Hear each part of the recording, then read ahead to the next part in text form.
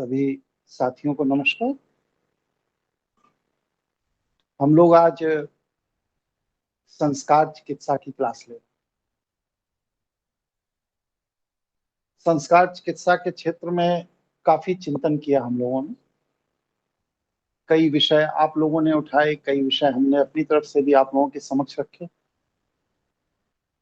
मुझे लगता है कि काफी कुछ कंसेप्ट आप लोगों का क्लियर हो गया होगा, लेकिन इसके बाद भी अगर किसी साथी को कहीं लगता है कि कुछ और स्पष्टीकरण की आवश्यकता है तो वो स्पष्टीकरण कर सकता है। किसी के मन में कोई प्रश्न, कोई संदेह हो तो रखिए, जिससे विषय को आगे बढ़ाया जा सके।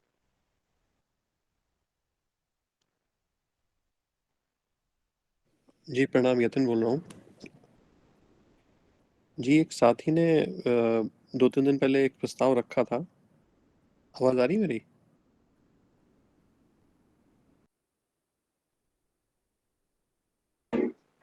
हाँ बोलिए यति जी, फिर से बोलिए, क्या कह रहे हैं? मैं कह रहा हूँ 2-3 दिन पहले एक साथी ने प्रस्ताव रखा था कि आज की क्लास में हम जो एक-एक पूर्वाग्रह किसी भी साथी का है उसका विश्लेषण करें, ताकि बात और बेहतर तरीके से समझ में आ सके और हर एक साथी को स्वतंत्र रूप से अपनी बात कहने का एक अवसर मिले, अगर आप उचित समझें तो। जी नहीं नहीं, बिल्कुल क्यों नहीं भाई, विषय ही यही है। मैंने तो कहा कि हर व्यक्ति के जीवन में अधिक से अधिक 10 पूर्वाग्रह होते हैं और सभी साथी अपने अपने विवेक के अनुसार अपने अपने पूर्वाग्रहों की सूची बनाएं। और 2 बार से क्लास में यही अनुरोध कर रहा हूं, लेकिन अभी तो कोई होमवर्क इस पर आप लोगों ने किया नहीं।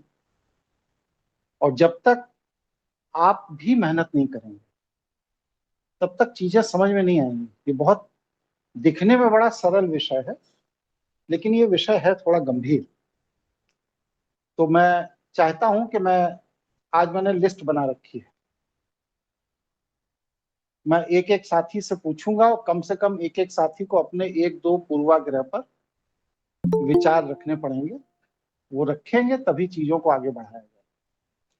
अभिनव जी जो जुड़े हुए हैं, दक्षिण भारत से जुड़ते हैं, मैं सबसे पहले उनसे कहूंगा कि आप अपने विचार बताइए कि आपने संस्कार चिकित्सा की क्लास में जो सीखा समझा, उसके हिसाब से आपने अपने अंदर कौन से 2 पूर्वाग्रह पाए, जिन पूर्वाग्रहों को आपको लगता है कि हमें सुधार करना चाहिए। अभिनव जी जुड़े हुए हैं? नहीं जुड़े हुए? जब देखिए, अभिनव जी जुड़े हैं कोई?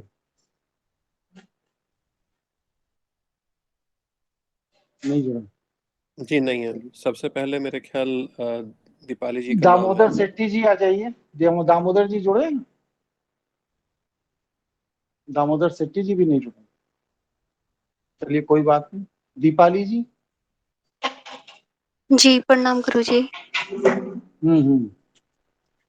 बोलो। अपने पूर्वाग्रह बताने गुरुजी।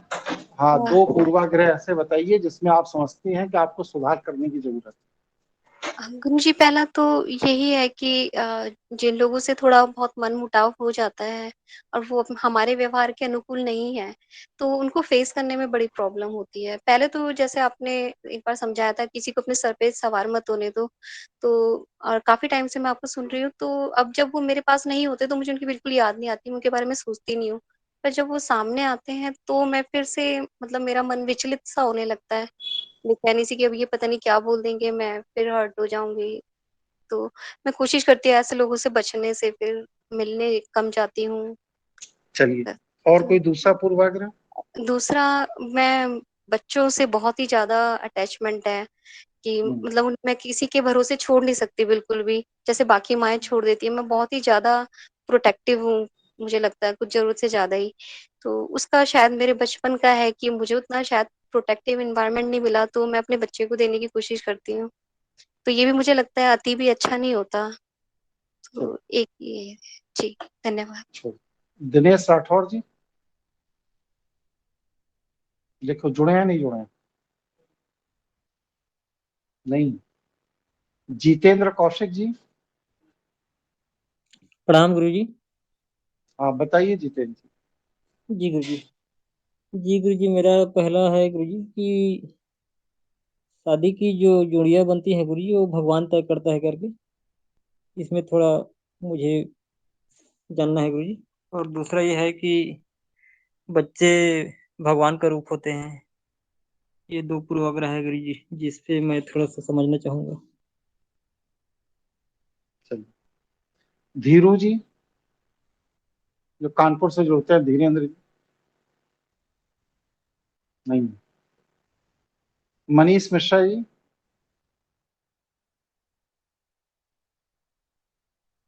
मनीता दलाल जी।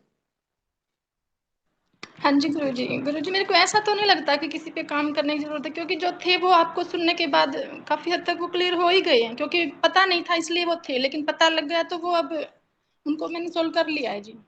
एक मेरा ओशो को लेके बन गया था पहले कि भाई ओशो ने जो बोला है वो 100% सही ही बोला है, लेकिन फिर कई प्रवचन उनके ऐसे सुने जो कि सही नहीं लगते थे, फिर इसीलिए मैंने आपसे सवाल भी पूछा, फिर जब आपने वो जवाब दिया उसमें वो पूरा क्लियर हो गया था जी।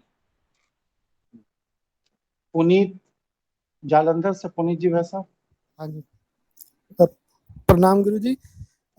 मेरे को सबसे पहले तो ये थोड़ा सा डिफिकल्ट लगता है कि ये जो पूर्वाग्रह है, संस्कार है, आदत है, सूचना है, क्या है? अगर तो अब आपने जैसे बताया कि अगर ये पूर्वाग्रह है तो ये देश काल समय के हिसाब से चेंज हो जाता है, तो फिर तो अगर ये पूर्वाग्रह है तो उस नजरिए से हम लोग इसको देखेंगे।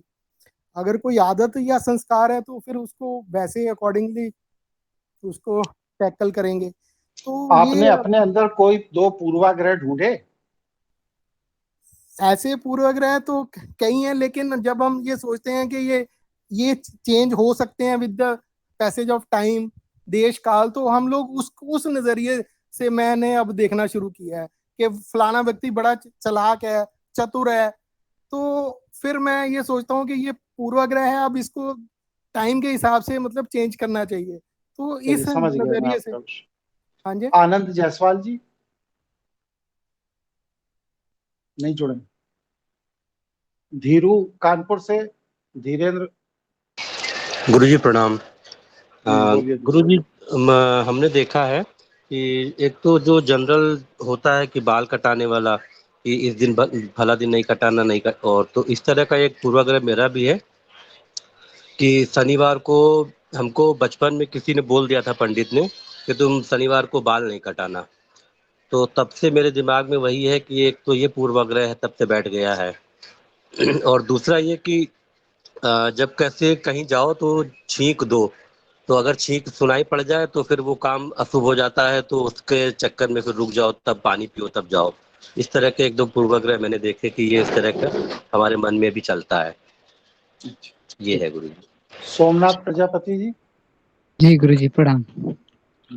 गुरु जी मेरा पहला पूर्वाग्रह ये है कि हमने पहले से हर व्यक्ति के लिए अपनी एक धारणा बना रखी थी कि इसके साथ इस तरह व्यवहार करना है, इसके साथ इस तरह व्यवहार करना। और दूसरा पूर्वाग्रह ये है था कि पहले गंगा जी में नहाने से पाप धुल जाते, ये अब ठीक कर लिया है आपको सुनने के बाद जी। सुशील कुमार जांगिड़ जी नहीं जुड़े। विजय देवांगन जी, विक्रम देवांगन, ये भी नहीं। गुरु जी प्रणाम, सुशील बोल रहा हूँ। जुड़े। मेरा बोलिए। इसमें एक पूर्वाग्रह जो समझ में आता है मुझे वो ये है कि जब भय की स्थिति उत्पन्न होती है, तो जैसे देखा गया है कि किसी भी देवता या किसी भी चीज को लेकर तुरंत उनके प्रति जो लगाव या जो चीजें शुरू हो जाती है, ये एक मुझे सबसे अपना कोर टिपिकल पूर्वाग्रह समझ में आता है। ये सबसे बड़ी। और दूसरा जो मैंने आपको पहले एक बताया था कि जैसे हमें बचपन से देखते आए हैं कि जिससे ये कोई बड़ा अधिकारी या कुछ है तो उसके प्रति जो भय और अपनी वो चीजें बचाए रखने का, ये दूसरे, ये दो पूर्वाग्रह हैं जो मुझे समझ में आए। ठीक। विक्रम देवांगन जी। जी गुरु जी प्रणाम। विक्रम, क्या आपको कोई पूर्वाग्रह आपने पकड़ा अपने अंदर जिसमें आप सुधार करने की जरूरत महसूस करते हैं? ऐसा कोई भी क्या किए हुए काम पे ना मेरे को एक बार में विश्वास नहीं होता है, मतलब जब तक उस काम को फिर से रीचेक न कर लूं या फिर मैं अपने तरीके से न कर लूं। तब तक। और यही होता है कि किसी भी काम को, नया काम जब शुरू करते तो एकदम प्लानिंग लंबी होती है, लेकिन उसको लास्ट तक पूरा नहीं हो पाता है। और वो अपने तरीके से ही हर बार मतलब चालू करो तो अपने तरीके से ही नया तरीके से करने की कोशिश करते हैं। तो वो एक ठीक। जितेंद्र बंसल जी।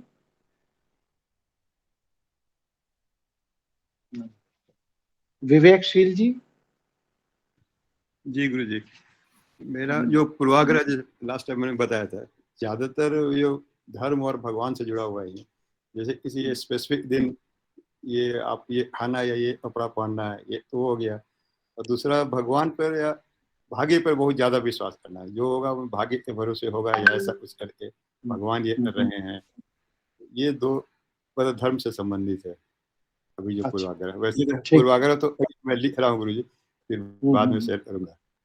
मुझे लगता है कि सुबह सोने के साथ और रात में उठने के साथ और सोने के समय तक इतने सारे पूर्वाग्रह चलते रहते हैं गुरु जी, अधीन हम लोग। सुबह उठने के साथ। यति जी। जी, काफ़ी लंबी लिस्ट है जी, हमने पिछली बार भी डिस्कस किया था, लेकिन पिछले एक हफ्ते में कुछ चीज़ें हमें बदलाव आया है। एक क्वेश्चन आया है जी कि पहले एक पूर्वाग्रह था और उसके जब वो पूर्वाग्रह हटा तो उसके जगह एक रिवर्स पूर्वाग्रह आया है या वास्तविकता आई है, वो क्लियर नहीं है। उदाहरण के लिए जैसे बचपन से मंदिर जाते थे, हनुमान जी का प्रसाद चढ़ाना मंगलवार को, इस तरह से थोड़ा और विकसित हुए तो मंदिर में वहाँ की ऊर्जा से रिलेट करने लगे कि जो मंदिर में प्राण प्रतिष्ठा हो रखी है वहाँ पे जाके अच्छा लगता था। अब पिछले कुछ समय से लगता है कि मंदिर जाना बेकार है, सब ढकोसला है। तो कहीं ना कहीं ये जो नया पूर्वाग्रह बन गया है कि मंदिर जाना बेकार है, ढकोसला है, तो ये कैसे दूर होगा कि एक पूर्वाग्रह की मैं जगह बताऊंगा दूसरा? मैं बताऊं। जी जी, एक ये है और कुछ पूर्वाग्रह अभी भी हैं, जैसे कि कोई काम करना है या कहीं जा रहे हैं तो पानी का ग्लास भरा हुआ सामने हो, इस तरह की चीज़ें। कुछ चीज़ों में इम्प्रूवमेंट हुआ है, जैसे वो 13 तारीख वाला इस हफ्ते मैंने नोटिस किया था, उसमें ऐसी कोई दिक्कत नहीं लगी, तो वो चीज़ हटी है। और ओवरऑल इम्प्रूवमेंट है जी। बहुत अच्छा। मनोज तिवारी जी। नहीं। अजय जी। बलजीत जी। संदीप पोगाट। प्रणाम गुरु जी। हाँ संदीप। गुरु जी, मैंने अपने पूर्वाग्रह में जैसा कि सभी साथियों ने बताया, उन्हीं में से जैसे बाल कटवाना गुरु जी, मंगलवार को या शनिवार को नाखून कटवाना, शाम को झाड़ू लगवाना गुरु जी। जैसे गुरु जी माता पिता का आशीर्वाद अगर लेंगे, अच्छी तरह से कहीं भी जाएंगे तो सक्सेस ज़्यादा होगी। या किसी शुभ काम के लिए जाएंगे, मीठा खा के जाएंगे, सुबह दही खा के जाएंगे, मतलब इस तरह की चीजें गुरु जी। पीयूष विष्ट जी। राकेश शर्मा जी। प्रणाम गुरु जी। जी, मेरा पूर्वाग्रह ऐसा था कि मैं बचपन से काफी धार्मिक जगह पे गया हूँ, जैसे कि गुरुओं के पास भी, मतलब परिवेश के कारण, वातावरण के हिसाब से मेरा यही रहता था कि मैं हर जगह जाके थोड़ा देखूं उसमें क्या है। फिर मैं लंबे समय तक आर्य समाज से जुड़ा रहा, तो मुझे ऐसा ही लगता था कि आर्य समाज क्योंकि पाखंड का खंडन करता था और मतलब फैक्ट्स की बातें होती थी जो वहाँ पे स्पीकर आते थे, तो मुझे सब वही अच्छा लगता था। लेकिन जैसे आपसे जुड़ा उसके बारे में, मतलब आर्य समाज के बारे में जो लेख थे आपके वो पढ़े, तो मुझे मेरी दृष्टि कुछ विकसित हुई, तो वो एक तरीके से पूर्वाग्रह मेरा हटा है। विनोद जी, विनोद कुमार जी। जी प्रणाम जी। हाँ विनोद बताओ।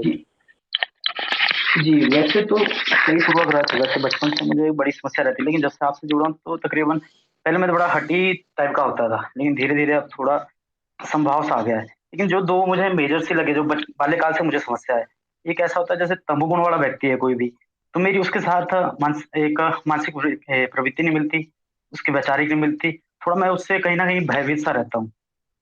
ये मुझे बचपन से समस्या है ये। एक और है दूसरी, एक क्या है भाई, जब कोई मुझे कोई प्रेशराइज करे अपनी ताकत के बल पे या पद के बल पे, तो मुझे मस्तिष्क में मेरे क्रोध सा होने, एकदम से क्रोध आ जाता है। वैसे तो मैं शांत रहता हूँ, लेकिन उस समय पता नहीं क्या होता है, अभी मेरी गति भ्रमित हो जाती है, मुझे क्रोध सा आ जाता है एकदम से। ये मुझे कुछ बाल्यकाल से समस्या है, मुझे आज तक समझ में नहीं आया क्या। ठीक। और ये श्री राजकिशोर सिन्हा जी जुड़े हुए हैं आज? जी प्रणाम। हाँ नमस्कार। हाँ, आपने भी कुछ विचार किया वैसा इस विषय पर? विचार करने का प्रयास किया मैंने, तो आपके व्याख्यान सुनने के बाद मुझे लगा कि मैं बहुत कुछ लिख सकूंगा, पूर्वाग्रह की सूची बना सकूंगा, लेकिन मैंने पाया कि बहुत कठिन है, ये बनाना मुश्किल हो गया। फिर भी पहले मैंने बताया था एक, अभी जो आज मेरा कुछ थोड़ा है वो बताता हूँ। जैसे कि मेरे जीवन में अनेक अनेक भयंकर दुख आए, और मैंने सोचा कि मैंने तो किसी का अहित नहीं किया आज तक, संभव हुआ सबका हित ही किया, फिर भी ये सब दुख मुझे क्यों भोगने पड़ रहे हैं। तो बहुत से लोगों ने बताया कि ये सब मेरे पूर्व जन्मों का फल है। तो बार बार यही सुनते रहने के बाद मेरे मन में भी यही बैठ गया कि शायद ये सब मेरे पूर्व जन्मों का फल है। तो मेरा प्रश्न यह है कि मेरे मन में बैठी यह बात क्या मेरा पूर्वाग्रह है? ये मेरा पहला प्रश्न है। दूसरा है कि एक कथा मैंने बताई थी पिछले बार में, कि भक्त प्रहलाद की कथा जो मेरे दादा ने सुनाई थी। तो मैं इतना ही मानता हूँ कि बचपन में वो कथा मैंने सुनी थी, और वो काल परिस्थिति के अनुसार आज वो लागू नहीं हो सकती। लेकिन फिर भी मेरे मन में प्रश्न है कि चाहे वो भक्त प्रहलाद का काल रहा हो, चाहे आज का काल हो, आज भी मंदिर में लोग उतनी ही श्रद्धा से लोग पहुंचते हैं, भजन कीर्तन करते हैं, और बहुत प्रयास करते हैं कि हमारा जीवन ठीक हो जाए, ये मेरा कष्ट दूर हो जाए, लेकिन दूर नहीं होता। तो हमको लगता है कि ये जो एक मन में लोगों के पूर्वाग्रह बैठा हुआ है, और लोग उसमें फंस के सारा जीवन व्यतीत कर देते हैं, तो भी कष्ट दूर नहीं होता है। तो इससे दूर हटना चाहिए कि नहीं? जैसे कि कीर्तन भजन जो करते हैं लोग, उससे क्या फायदा है? शायद वो बेकार का पूर्वाग्रह है। एक और मेरा नहीं है, मेरे भाई के संबंध में एक बात है कि उसकी स्थिति, आर्थिक स्थिति बहुत खराब है, और बहुत उसका जीवन बेकार स्थिति में है। लेकिन उसके मन में एक भाव बैठा हुआ है बचपन से, जो जिस परिवेश में पला है, कि अगर कुल देवता का पूजा करे और उसकी भक्ति करे तो सब दुख दूर हो जाएंगे। और उसने अपने फिक्स डिपॉजिट से एक लाख रुपया निकाल करके कुल देवता का मंदिर बनाने में दान कर दिया, जबकि उसके पास कोई आमदनी नहीं है, कोई आर्थिक स्रोत नहीं है। ये जो इसका इस तरह का जो पूर्वाग्रह है, वो कितना उचित है? ये मेरे मन में एक प्रश्न है। ठीक, अच्छे और अंतिम का प्रश्न यही है कि हम जब आपने कहा था कि 10 लिखिए पूर्वाग्रह, तो मैं 10 तो लिख ही नहीं पाया, तो क्यों ऐसा है पता नहीं, मुझे बस यही कहना है। कोई बात। और कोई साथी कोई बात कहना चाहते हैं, या मैं अपना विषय रखना शुरू करूं? आज वो नहीं जुड़े, बंसल जी। बंसल जी कहाँ? हाँ बंसल जी, आप तो बिल्कुल एकदम सामने ही नहीं, बताइए। वो आपने नाम ही नहीं, आपने शायद जितेंद्र बंसल ले लिया था, मेरे को लगा कि वो कोई और जितेंद्र बंसल भी जुड़ गए हैं शायद। अच्छा। तो कुछ मेरे पूर्वाग्रहों की लिस्ट में वैसे तो आपने बहुत सारे क्लैरिफाई कर ही दिए थे। एक तो मैंने अभी इस वीक में कार्य भी किया है उसके ऊपर, नाखून काटने वाला। मैंने इस बार ट्यूसडे को नाखून काटे, और मतलब ऑब्वियसली कुछ होना तो नहीं था, लेकिन वो था कि हाँ वो उसके ऊपर काम स्टार्ट हो गया। बाल कटवाने वाला रह गया अभी, वो भी किसी दिन कर लूंगा मैं। हो जाएगा। लेकिन एक पूर्वाग्रह मेरा भी है, मैंने आपको अलग से मैसेज किया था, वैसे तो उसी लिस्ट में ही है, पिछली बार बताया भी था, लेकिन ये कहीं ना कहीं राजकिशोर सिन्हा जी के साथ मिलता जुलता सा ही है। जो पहला वाला इनका था कि वो हल्का सा वो रहता है कि ये वैष्णव वाली साइड में जब कोई मतलब कोई भी इस टाइप का झुकाव तो रहता ही है कि ये कर दो, मंदिर में जाके ये हो जाएगा, या वो मंत्र से वो हो जाएगा। वो बात अलग है कि आपने जैसे शुरुआत में मेरे को लगता था मंत्र में शक्ति होती है, फिर कहीं से पता चला कि जो मंत्र जो जीभ अंदर टच होती है वो जो अंदर एक्यूप्रेशर की तरह काम करता है, वो हमें फायदा करता है। फिर आपने बताया कि नहीं, मंत्रों में तरंग रूपी जो उसका जो फॉर्मूला है वो मेन चीज है, जो उससे तरंग पैदा होती है वो है। तो और अभी लगता है कि हाँ, एक्चुअली में मंत्र की भी जरूरत नहीं है, वो तो सिर्फ एक इंस्ट्रूमेंट है काइंड ऑफ। वो अगर आप वो तरंग पैदा कर सकते हैं ऐसे ही सोच में भी, तो भी चीजें काम करेंगी। तो लेकिन वही है कि ये इस, अब जैसे वो यतिन जी भी बोल रहे थे कि वो मंदिर में जाना, और तो ये पूर्वाग्रह कब स्ट्रांग होगा, बस शायद इसके लिए अभ्यास की जरूरत है। वो एक बात है, शायद थोड़ा सा वो कॉन्फिडेंस आएगा तब।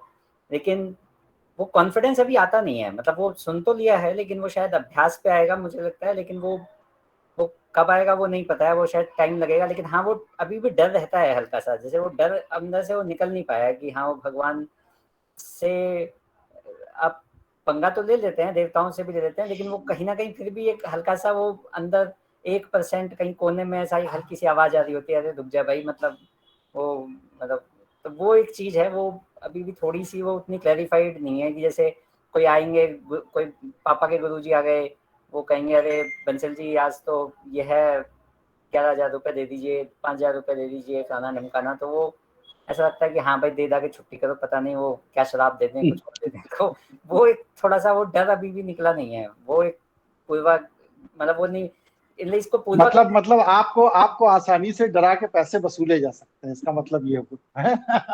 हाँ हाँ, मतलब एक लिमिट है मेरी भी, एक वो थ्रेशोल्ड है, उसके बाद जैसे वो आता है फिर वो ये होता है कि अब छोड़ दो, मतलब अब आप डरा लो जितना ही, अब कोई बात फर्क नहीं पड़ता। अब उसके बाद आपको जो करना है कर लो मेरे साथ, अब मेरे को कोई डर नहीं। जब नंगे हो गए तो फिर क्या फर्क पड़ना है, जब तो वो वाला एक है। यहाँ एक प्रश्न है जी, मैं नोटिस कर रहा हूँ कि काफी साथियों में ये कॉमन थीम है डर वाला। तो ये डर जो है ये स्वभाव का हिस्सा है, संस्कार है, या ये पूर्वाग्रह है? काफी साथियों ने जिक्र किया है डर।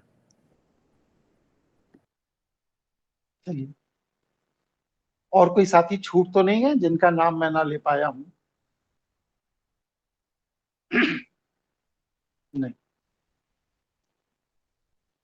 यति जी दुनिया में मनुष्य की अनुभूति ही उसके सुख दुख का कारण।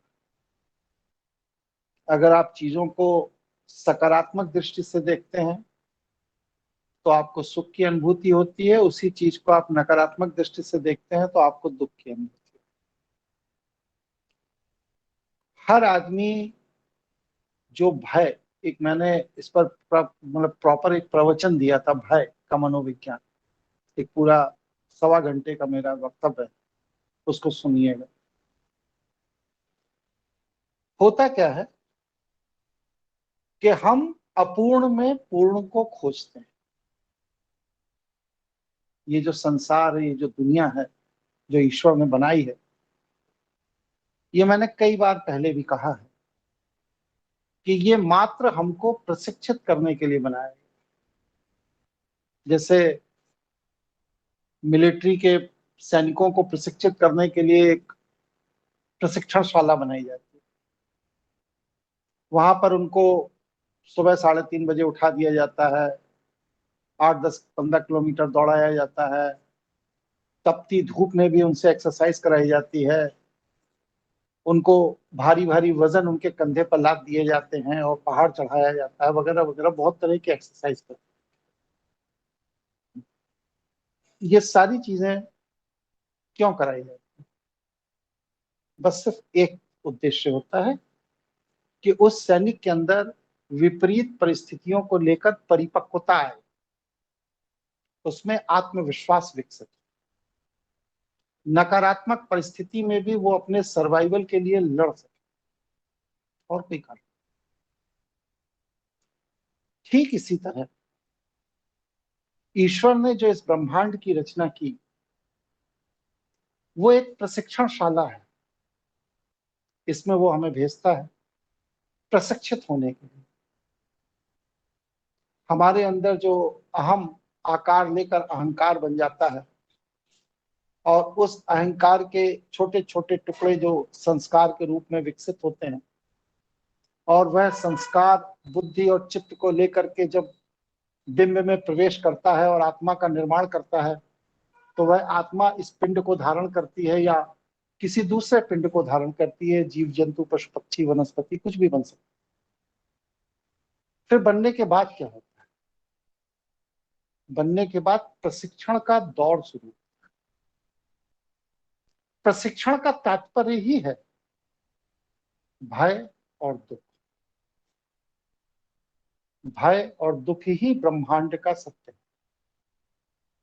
इसी को गौतम बुद्ध के जमाने में कहा जाए तो उन्होंने 3 अपने जो मुख्य वाक्य कहे, उसमें पहला वाक्य ये कहा, इस संसार में दुख सर्वत्र व्याप्त है।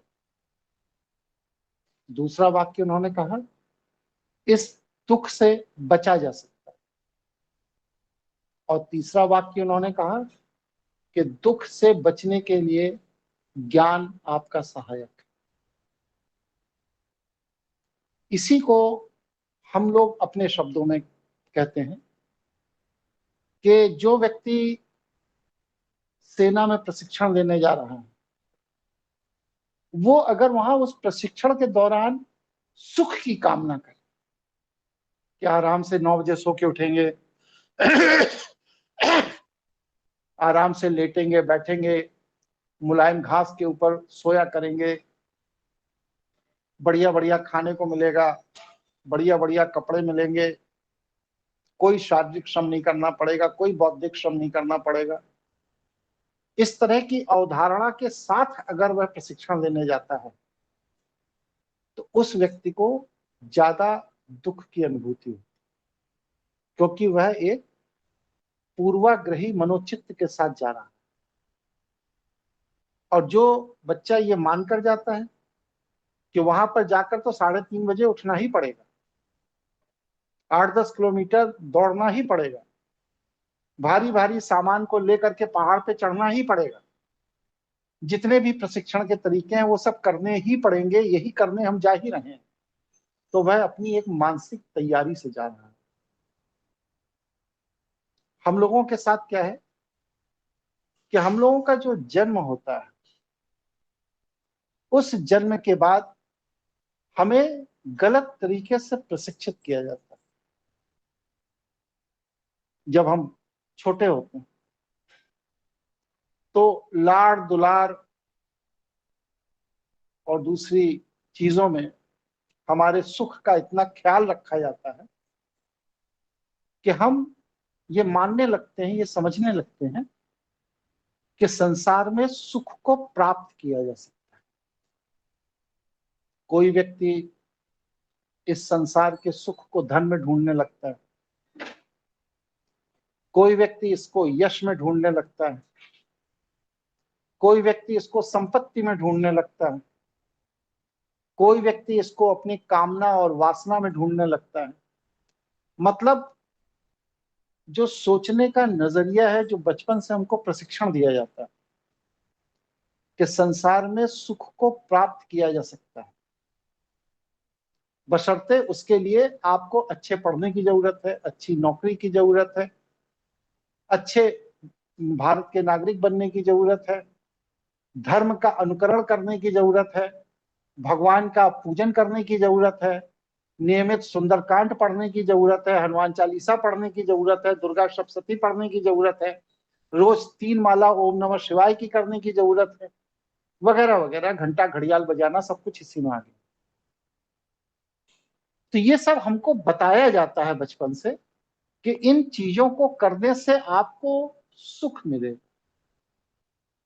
जबकि इन चीजों का सुख से कोई संबंध नहीं। ये सृष्टि अपूर्ण है,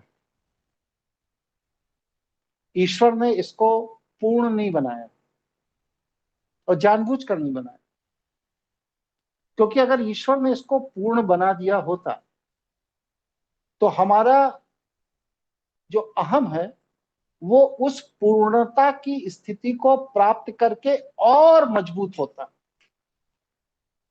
और ईश्वर ये नहीं चाहता कि हमारा अहंकार और मजबूत हो। सिकंदर जैसा पुरुषार्थी भी अपूर्ण ही गया, चाणक्य जैसा कूटनीतिज्ञ भी अपूर्ण ही गया, नेपोलियन बोनापार्ट भी अपूर्ण ही मरा, या और भी जो बड़े नाम आप ले सकते हैं, इंक्लूडिंग आदिगुरु शंकराचार्य, स्वामी विवेकानंद, नेताजी सुभाष चंद्र बोस, महात्मा गांधी, जितनों को भी आप महापुरुष युग पुरुष गिनते हैं, ये कोई भी पूर्ण नहीं होता। बिजनेसमैनों में भी ले लीजिए, जो बड़े बड़े बिजनेसमैन जिनका नाम लिया जाता है, कोई भी पूर्ण नहीं होता है, ये सब अपूर्ण। तो अपूर्ण को मानसिक तैयारी के साथ आत्मसात कर लेने से दुख कम हो जाता है। हम लोग इस अपूर्ण व्यवस्था में, इस संसार की अपूर्णता में ये समझते हैं कि भक्ति, ज्ञान, ईश्वर की कृपा, पुरुषार्थ, इन सब चीजों से हम पूर्णता को प्राप्त कर लेंगे, लेकिन ऐसा होता नहीं। यही हमारे दुख, हमारे भय, हमारी परेशानी का कारण, क्योंकि हम प्रकृति की व्यवस्था को ही नहीं समझते। हम अपूर्ण में पूर्ण की तलाश शुरू कर देते हैं, और अपूर्ण में क्योंकि आप पूर्ण की तलाश कर रहे हैं, और वह पूर्ण आपको पूरे जीवन ना तो ज्ञान से प्राप्त हो रहा है, ना कर्म से प्राप्त हो रहा है, ना भक्ति से प्राप्त हो रहा है, ना सांख्य दर्शन से प्राप्त, किसी पद्धति से नहीं प्राप्त हो रहा है। वो सेटिस्फेक्शन आपको मिल ही नहीं रहा है जिसके लिए आप पूरे जीवन लगे रहते हैं। फिर क्या होता है? फिर आप अपने शरीर के शिथिल होने पर इस शरीर को छोड़कर दूसरा शरीर धारण करते हैं, ठीक उसी जुआड़ी की तरह, जैसे जुए में हारा हुआ जुआड़ी ये सोचता है कि आज भाग्य ने साथ नहीं दिया, बहुत सा पैसा मैं हार गया हूं, कोई बात नहीं, कल सुबह पैसे की व्यवस्था करके मैं फिर आऊंगा, और कल तो जीत के ले ही जाऊंगा, क्योंकि बहुत लोग जीत के ले जाते हैं। और फिर आप नया जीवन लेते हैं, फिर उसमें पूरे जीवन भर पुरुषार्थ करते रहते हैं, और उस पुरुषार्थ के विभिन्न स्वरूपों को करते करते करते करते अंततः फिर अपूर्ण में ही समा जाते हैं, और फिर पूर्ण की कामना से जन्म ले लेते हैं। तो बार बार ऐसी चीज की कामना आप करते हैं जो सृष्टि की व्यवस्था में है ही नहीं। जिस ट्रेन को श्रीनगर तक पहुंचना ही नहीं है, आप किसी भी ट्रेन में बैठ जाओ, वो श्रीनगर नहीं जाएगी, क्योंकि वो पहाड़ी रास्ता है। कहीं ना कहीं वह ट्रेन आपको श्रीनगर के पहले उतार देगी, बद्रीनाथ के पहले उतार देगी, मनाली के पहले उतार देगी, क्योंकि उसके आगे का रास्ता जो है वो अभी बना नहीं, विकसित नहीं। और हम लोग गलत सूचना देने पर, क्योंकि हमें गलत सूचना दी गई, हम लोग गलत सूचना देने पर इन समाज के दुकानदारों, धर्म के दुकानदारों, ज्ञान के दुकानदारों के चक्कर में फंसकर यह अंत तक मानने को तैयार नहीं है कि यह सृष्टि अपूर्ण है। जिस दिन हम इस सृष्टि की व्यवस्था की अपूर्णता को आत्मसात कर लेंगे, उसी दिन हारने का भय समाप्त हो जाएगा, और जब हारने का भय समाप्त हो जाएगा तो दुख भी समाप्त हो जाएगा। यहां तक मैंने अपनी बात रखी। किसी के मन में कोई प्रश्न, कोई जिज्ञासा हो तो अपनी बात रखिए, फिर हम आगे। जी ज्ञातन बोल रहा हूँ। एक स्तर पे ये बात समझ में आती है, और जहाँ तक उसको आत्मसात करने की आवश्यकता है और काम करेंगे। दूसरे स्तर पे लगता है कि अगर ये बात एक बार एक्सेप्ट कर ली जाए कि दुख है और अपूर्ण है, तो फिर कोई भी काम करने का या प्रोग्रेस करने का वो मोटिवेशन कहाँ से और कैसे आएगा? जब हमें पता है कि श्रीनगर जा ही नहीं पाएंगे, तो किस तरह से वो मोटिवेशन, एक उदासीनता नहीं आ जाएगा जी जीवन में? प्रश्न ये है कि आप इस पृथ्वी पर श्रीनगर आने के लिए गए थे या अपने अंदर सुधार करने के लिए जन्म लिया? श्रीनगर जाने का उद्देश्य तो पृथ्वी पर आने के बाद बना ना, जब आपको पता लगा कि पृथ्वी पर एक जगह श्रीनगर भी है जहां लोग जाते हैं, बताते हैं बहुत अच्छी जगह। लेकिन ये सूचना आपके पास जन्म के पहले तो नहीं थी, जी जब आपने माँ का गर्भ धारण किया था। उस वक्त आप किस लिए पृथ्वी पर आए? अपने अहम को नष्ट करने के लिए। तो क्या जन्म लेने के बाद अपने अहम को नष्ट करने का कोई प्रयास आपने अभी तक किया? जी, ये बल्कि सही उसको बात है। विकसित किया है। जी बड़ा मकान हो, बड़ी गाड़ी हो, जहां जाएं 4 आदमी समाज में सम्मान करें, ससुराल जाएं, दोस्त के यहाँ जाएं तो लोग मुझे हाथों हाथ लें, मेरे कपड़े, मेरे सामान, मेरे चश्मे, मेरे जूते को देख करके लोग मुझे बहुत बड़ा आदमी समझें। ये हमने अहम को दृढ़ किया है, कमजोर नहीं किया। यही समस्या है कि जिस कार्य के लिए इस पृथ्वी को बनाया गया, इस ब्रह्मांड को बनाया गया, हम वहां आ करके वही कार्य नहीं करते जिसके लिए हम जन्म लेते, और इस संसार के प्रभाव में आकर के हम दूसरी चीजों में उलझ जाते हैं। यही भ्रम है, यही मिथ है, यही माया है। ना ये सत्य है और ना ये झूठ है, ये दोनों के मध्य की स्थिति। हर व्यक्ति का मिथ अलग अलग होता है। क्यों? क्योंकि हर व्यक्ति की सोच अलग अलग होती है, लक्ष्य अलग अलग होता है। और जब व्यक्ति की सोच और लक्ष्य अलग होगा तो उसका मिथ भी अलग होगा, और उस मिथ को प्राप्त करने के लिए वह पूरे जीवन पुरुषार्थ करता रहता है। और जबकि वह मिथ है, सत्य नहीं है, ना ही असत्य है, इसलिए अंत समय तक हम उसे असत्य मानने को तैयार नहीं है, और सत्य वो है ही नहीं। तो हम भटकते भटकते जन्म जन्मांतर तक इसी तरह भटकते। ठीक है ये थी। जी जी और कोई साथी कोई बात कहना चाहते हैं? गुरुजी अंदर से ना एकदम आपने ऐसे झकझोर दिया, ऐसे पकड़ के, वो होता है ना, ऐसे हिला देना कि जागो। यही गुरु का काम ही यही है, और मेरा काम क्या है? भाई आप अंदर से एक बार हिल जाएं और अपने सही मार्ग की तरफ बढ़े, क्योंकि अभी आप नशे में।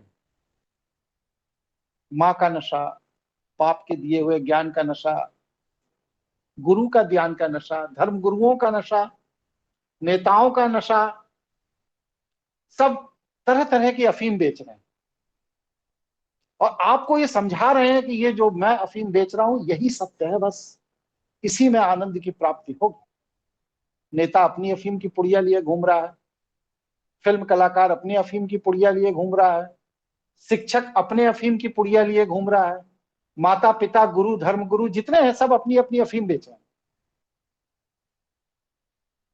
इसीलिए भगवान श्री कृष्ण ने एकदम स्पष्ट कहा कि जिस तरह व्यक्ति की चोटी में आग लग जाने पर व्यक्ति सभी तरफ से सभी कामनाओं और वासनाओं को त्याग कर जलकुंड की तरफ, तालाब की तरफ दौड़ता है, ठीक उसी तरह यदि किसी भी तत्वज्ञानी की सूचना प्राप्त हो जाए तो हजार कष्ट, हजार दुख, हजार क्रोध की बात का सामना करते हुए भी उस तत्वज्ञानी की शरण में तत्काल चले जाइए, क्योंकि वही आपको मिथ से निकाल सकता। वरना तो हर आदमी अफीम बेच ही रहा है।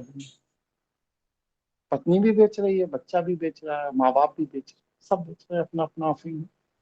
जिसकी अफीम चाटेंगे उसी में मजा आने लगेगा। ठीक है बंसल जी? जी गुरुजी बिल्कुल सही। एक और बात आती है, सॉरी वीरेश जी बोलिए। गुरुजी फिर इसमें ये अपना ज्योतिषी वो भी मिथ हुआ क्या? उसको भी, या ऐसे क्या उसको इस ज्योतिष एक विज्ञान है। ज्योतिष के क्लास में मैंने बताया था, ज्योतिष एक विज्ञान। ये आपका संसार में जीने में सहायक है। कैसे? जैसे कि एक रोड मैप किसी भी अनजान शहर में आपके उस शहर के भ्रमण करने में सहायक होता है।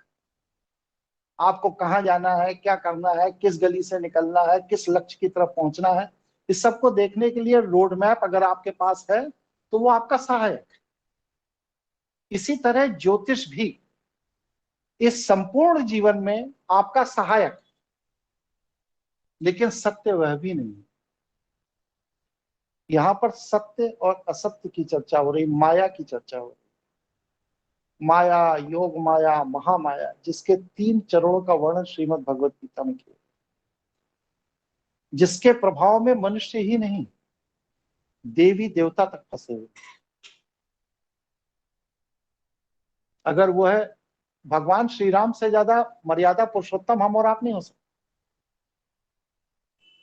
लेकिन संसार अपूर्ण है, उनको भी सरजू में कूद के आत्महत्या करनी पड़ी। भगवान श्री कृष्ण से बड़ा कूटनीतिज्ञ हम लोग नहीं हो सकते, कुशल राजनीति नहीं हो सकते, लेकिन अंतिम समय में उनको भी अपना घर बार छोड़ करके जंगल में जा करके छिपना पड़ा, और एक बहेलिये ने उनको मार दिया। तो आज तक जितने लोगों को आप युग पुरुष महापुरुष कहते हो, उनके जीवन को करीब से देखो, क्या वह सभी लोग संपूर्णता को प्राप्त कर पाए? और अगर नहीं कर पाए तो उनको आदर्श मानकर आप कैसे प्राप्त कर लोगे, जब आपका ही आदर्श प्राप्त नहीं कर पाया? इसलिए किसी भी संपूर्णता को प्राप्त करने के भ्रम में अनावश्यक अपेक्षाएं मत पालिए, अनावश्यक पूर्वाग्रह मत पालिए, नहीं तो वह अपेक्षाएं पूरी नहीं होंगी तो हाथ में बस दुख ही आए, और यही अनावश्यक अपेक्षा ही कहीं चीज हाथ से फिसल ना जाए, ये भय दूसरे लोगों को आपके शोषण करने का आधार बन जाता है। कहीं मेरे हाथ से ये चीज फिसल ना जाए, कहीं मेरे हाथ से कोई छीन ना ले, कहीं मेरे हाथ से चूक ना जाए। ये जो भय है, कहीं ऐसा हो ना जाए, इसी भय को तो धर्मगुरु कैश करा रहे हैं, राजनीतिज्ञ कैश करा रहे हैं, घर परिवार के लोग कैश करा रहे हैं। आज पत्नी और बच्चों को हम दुलार देते हैं, क्यों देते हैं? बहुत गहराई से चिंतन करें। आपका वात्सल्य है, लेकिन इस वात्सल्य के पीछे एक मनोविज्ञान भी।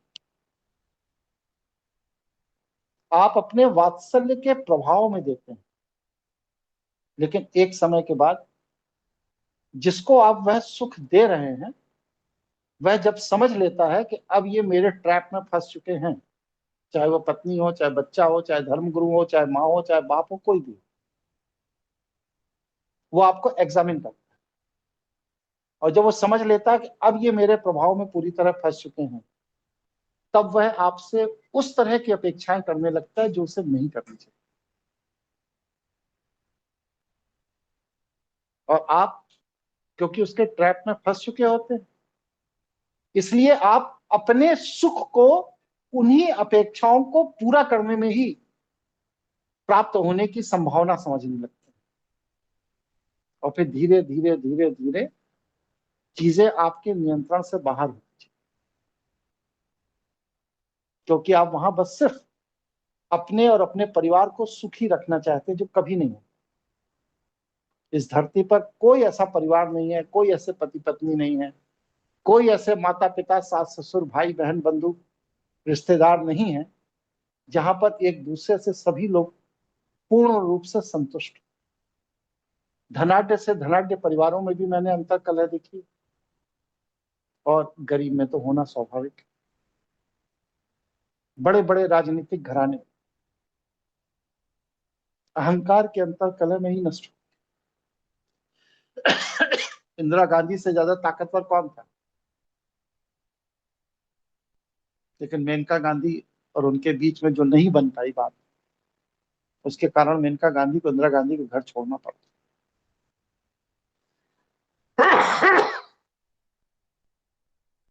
बहुत सी चीजें हैं। इसको आप इस नजरिए से देखिए कि इस दुनिया में कौन सी ऐसी चीज है जिसकी संपूर्णता किसी को भी सुखी कर सकती।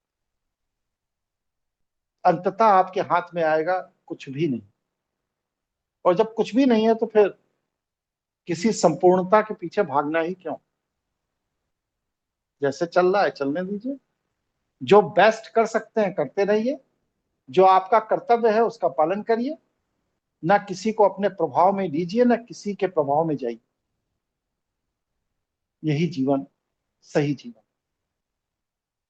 जो लोग बहुतों को अपने प्रभाव में लेना चाहते हैं वो भी परेशान, और जो बहुतों के प्रभाव में रहते हैं वह भी परेशान। दोनों ही रास्ते कष्ट का कार्य।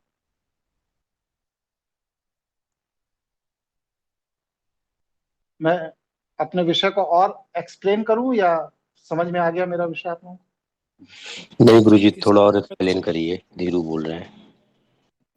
जी, और साथियों की राय 2-3 लोगों की आ जानी। जी गुरुजी, थोड़ा और एक्सप्लेन करें। जी गुरुजी कर दीजिए। ठीक है गुरुजी। ठीक, सभी की। देखिए, दुख और अहंकार, इन दोनों के बीच में सोना और पारे का संबंध। जैसे 1 तोला सोना, 1 किलो सोने को, 1 तोला पारा, जैसे कि 1 तोला पारा 1 किलो सोने को निगल जाता है। अब सोचिए तोला कितना छोटा होता है, 10 ग्राम, और उसके अंदर 1000 ग्राम सोना निगलने का सामर्थ्य। उसी तरह छोटे से छोटा दुख बड़े से बड़े अहंकार को निगल जाता है।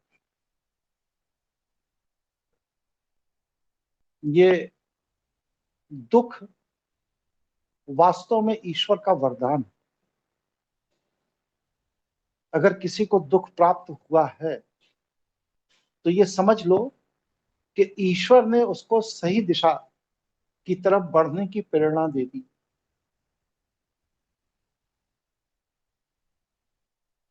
और अगर किसी को सुख और सुख प्राप्त हो रहा है तो इसका मतलब एकदम सीधा समझ लो कि कोई बहुत बड़ा दुख उसका इंतजार कर रहा है, क्योंकि ये सारे सुख उसके अहंकार को बढ़ा रहे हैं।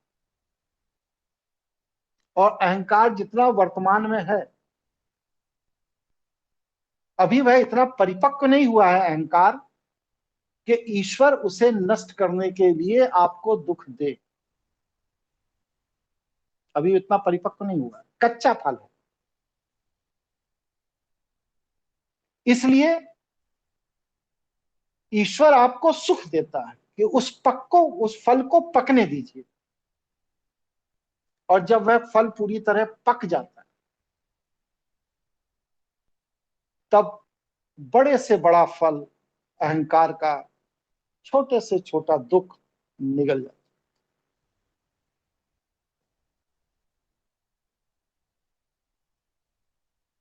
ये जो महामृत्युंजय मंत्र, त्र्यंबकम यजामहे सुगंधिम पुष्टिवर्धनम उर्वा रुकमेव वंदनात् मृत्यो मोक्षी मामृता, क्या है इसका भावार्थ पढ़ें। बस सिर्फ वो एक संदेश दे रहा है ये मंत्र, और कुछ नहीं कर रहा, किसी का जीवन नहीं बचाता, ये भ्रम है। ये संदेश देता है कि जिस तरह कच्चा फल स्वतः डाल से टूटकर अलग नहीं होता, अगर फल को स्वतः डाल से टूटकर अलग होना है तो उसे पकना पड़ेगा, परिपक्व होना पड़ेगा। और जब वह पक जाएगा तो ईश्वरीय विधान के तहत वह स्वतः डाल से टूटकर अलग। खरबूजे का उदाहरण लिया गया है इस मंत्र में। ईश्वर भगवान शिव से प्रार्थना की गई है कि जिस तरह एक पूरी तरह से परिपक्व खरबूजा पूर्ण रूप से पक जाने के बाद स्वतः लता से अलग हो जाता है, उसी तरह है ईश्वर। आप मुझ में इतनी शक्ति पैदा करिए कि मैं अपनी परिपक्वता को प्राप्त करके इस संसार से अलग हो जाऊं, वहां पर कहीं भी परिपक्वता को प्राप्त करके सुख प्राप्त कर लूं, ये कामना नहीं। क्योंकि जिस विद्वान ने इस मंत्र को लिखा, मार्कंडेय ऋषि ने, वो ये जानते हैं कि इस संसार से अलग होना ही एकमात्र सुख का कारण बन सकता है। इस संसार में रह करके कभी कोई सुख प्राप्त नहीं हो सकता। संसार है तो दुख होगा ही, क्योंकि आप संसार में हैं तो प्रति क्षण आप प्रशिक्षित हो रहे हैं। आपका अहंकार प्रति क्षण या तो बढ़ रहा है या घट रहा है। बढ़ रहा है अहंकार, सुख बढ़ रहा है, संपत्ति बढ़ रही है, साम्राज्य बढ़ रहा है, तो इसका मतलब यह है कि अभी आपका अहंकार रूपी फल पूरी तरह से विकसित नहीं हुआ ईश्वर के पैरामीटर पर। क्योंकि जिस दिन वह विकसित हो जाएगा, उसी दिन एक बहुत छोटा सा दुख उस पूरे के पूरे अहंकार रूपी फल को निगल जाएगा। जैसे मैंने बताया कि 1 तोला 10 ग्राम पारा 1 किलो 1000 ग्राम सोने को निगल जाए। इसलिए दुख अगर ईश्वर दे तो ये समझ लो कि अब ईश्वर की कृपा आप पर शुरू हो गई। दुख का विरोध मत।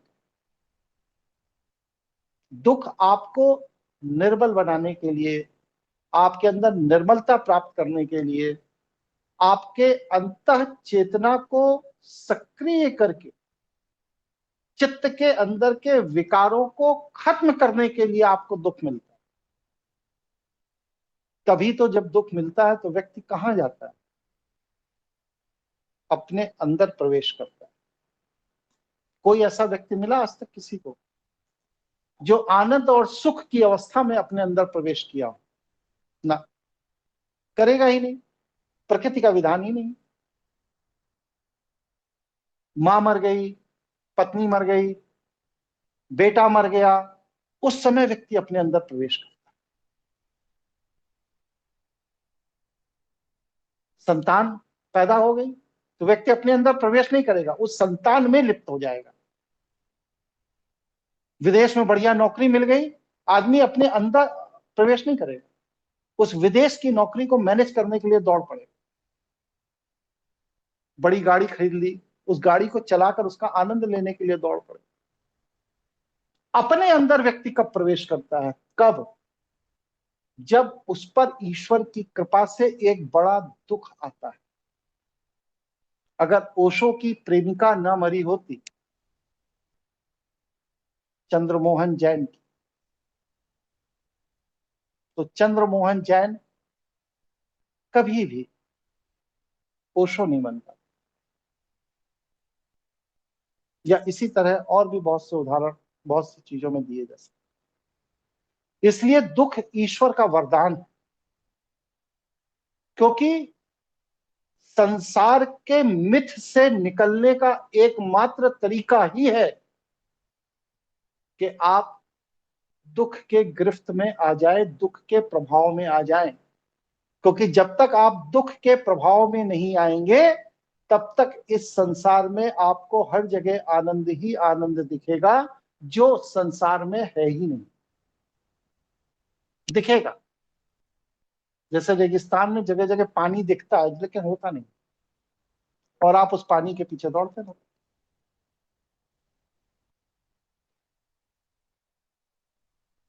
इसका बहुत सीधा सा पैरामीटर है जो मैंने अभी बताया कि जिनको आप महापुरुष युग पुरुष कह करके जिनकी फोटो लगाकर दिया बत्ती कर रहे हैं, क्या ये सब मरते वक्त तक सुखी ही मरे? कोई एक नाम बता दीजिए। सबका अंत दुखद। सुखद कौन है? जिसने अंत के पूर्व ही दुख को आत्मसात कर लिया, वही समाधिस्थ, वही सुखी। क्योंकि यह दुख ही आपके अपने अंदर की यात्रा शुरू करा।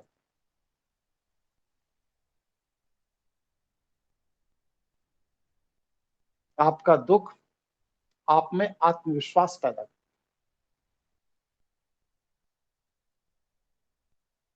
इसीलिए कृत्रिम दुख पैदा किया जाता था पहले प्रशिक्षण के लिए। बड़े बड़े राजे रजवाड़े के बच्चे गुरुकुल भेजे जाते कृत्रिम दुख बनाने के लिए। और गुरुकुल में क्या है, उनका सिर मुंडवा करके उन्हें एक चोटी रख दी जाती थी, यज्ञोपवीत पहना दिया जाता था और एक भिक्षा पात्र दे दिया जाता था। है राजा के लड़के, लेकिन कटोरा थमा दिया गया भीख का। कृत्रिम दुख। और उनसे कहा जाता है कि जाके नगर में भिक्षा मांग कर लाओ, किसी को अपना परिचय नहीं बताना, सब एक ही जैसे दिखें। इसीलिए सबके सिर मुंडा दिए जाते थे, सबके चोटी रखा दी जाती थी, सबको यज्ञोपवीत पहना दिया जाता था और सबको एक धोती पहना दी जाती। वहां ऐसा नहीं था कि राजा का लड़का है तो अलग तरह के पोशाक पहनेगा, साहूकार का लड़का है तो अलग तरह की पोशाक पहनेगा, लोहार का लड़का है तो अलग तरह की। ना, गुरुकुल में ऐसा था ही नहीं। वहां पर कृत्रिम दुख दिया जाता था, कृत्रिम दुख। क्योंकि गुरुकुल चलाने वाले ये जानते हैं कि जिसने कृत्रिम ही सही दुख को करीब से देख लिया, वो कभी भी अपने आत्मविश्वास को नहीं छोड़ेगा। क्योंकि आत्मविश्वास दुख की परिस्थितियों में ही पैदा होता है, सुख में तो विलासिता पैदा होती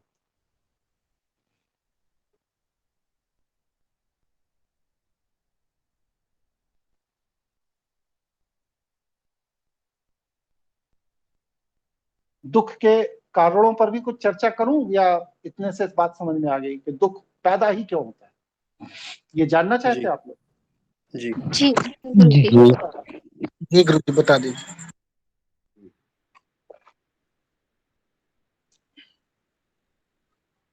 जैसा कि अभी राजकिशोर जी ने कहा कि मैंने ये मान लिया कि मेरे पूर्व जन्म के संचित कर्मों का परिणाम। नहीं, दुख ईश्वरीय विधान। जितने लोग ये कहते हैं कि पूर्व जन्म के संचित कर्मों का परिणाम है, वो सब आपको भ्रमित कर। जिसने ईश्वर की व्यवस्था को नहीं समझा वही दुखी।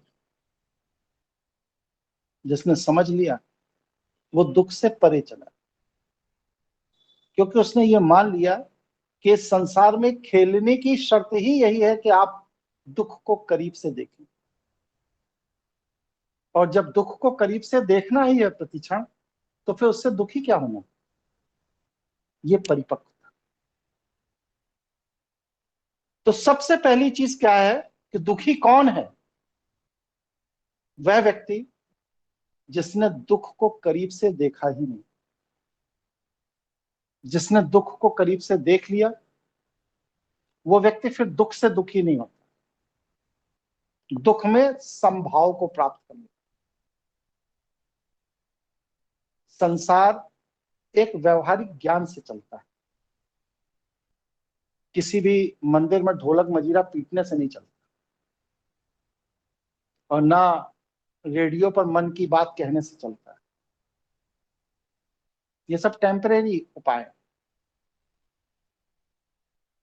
न्यूज़पेपर को हाईजैक कर लेना, मीडिया को हाईजैक कर लेना, ये सब एक राजनीतिक टेम्परेरी उपाय हो सकते हैं, अपने शक्ति का प्रदर्शन हो सकता है, लेकिन यह संसार की उपलब्धि का कारक नहीं हो सकता। संसार में जब भी आप कुछ भी करेंगे तो उसका व्यवहारिक ज्ञान अगर आपको नहीं है तो आप दुख की अनुभूति करेंगे ही, क्योंकि व्यवहारिक ज्ञान नहीं है इसलिए दुख की अनुभूति होगी ही। हम फौज में जाते हैं ये सोच कर जाते हैं मरने जा रहे हैं, परिवार वाले भी ये सोचते हैं लड़का को मैंने देश के लिए शहीद होने भेज दिया, फिर वो लड़का वहां जाकर शहीद होता है तो परिवार वालों को दुख नहीं होता, उनका गर्व से सीना चौड़ा होता है कि मैंने अपने बेटे को देश के लिए कुर्बान कर। क्यों? क्योंकि उन्हें यह मालूम है कि अगर मैंने अपने बेटे को देश की सेना में भेजा है तो वो युद्ध में मरेगा, तैयार, मेंटली प्रिपेयर। व्यवहारिक ज्ञान उनको यह प्राप्त है।